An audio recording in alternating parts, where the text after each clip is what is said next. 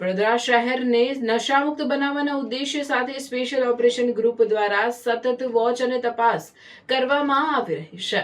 આ કામગીરીના ભાગરૂપે મકરપુરા અને માંજલપુર પોલીસ સ્ટેશનના એનડીપીએસ ગુનાઓમાં છેલ્લા 1 વર્ષથી નાસ્તા ફરતા મુખ્ય સપ્લાયરને પોલીસે ઝડપી પાડવામાં સફળતા મેળવી છે। વડોદરા શહેર એસઓજીની ટીમે મધ્યપ્રદેશના મંદસોર ખાતે પહોંચી ટેકનિકલ અને હ્યુમન સોર્સના આધારે તપાસ હાથ ધરી હતી।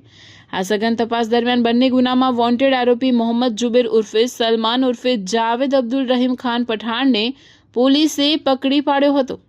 આરોપીની ધરપકડ કરીને તેને કાયદેસરની કાર્યવાહી માટે વડોદરા લાવવામાં આવ્યો છે। પકડાયેલ આરોપી મોહમ્મદ જુબેર અબ્દુલ રહીમ ખાન જે રહેવાસી મકાન નંબર 4 દત્તાની ઘાટી વોર્ડ નંબર 28 ગુદરી મોહલ્લા થાના સિટી કોતવાલી મંદસોરનો છે। તે લાંબા સમયથી ડ્રગ્સની હેરાફેરી સાથે સંકળાયેલો હતો। તે માંજલપુર પોલીસ સ્ટેશનમાં નોંધાયેલા 77.870 ગ્રામ મેફેડ્રોન ડ્રગ્સના કેસમાં અને મકરપુરા પોલીસ સ્ટેશનમાં નોંધાયેલા 51.97 ગ્રામ મેફેડ્રોન ડ્રગ્સના કેસમાં મુખ્ય સપ્લાયર તરીકે ફરાર હતો। વડોદરા પોલીસની આ સફળ કામગીરીએ ડ્રગ્સના નેટવર્કને તોડવામાં મોટી સફળતા મેળવી છે।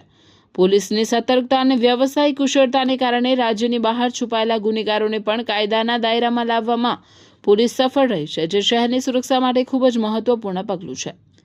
આરોપી વિરુદ્ધ હવે કાયદેસરની આગળની તપાસ હાથ ધરવામાં આવી છે।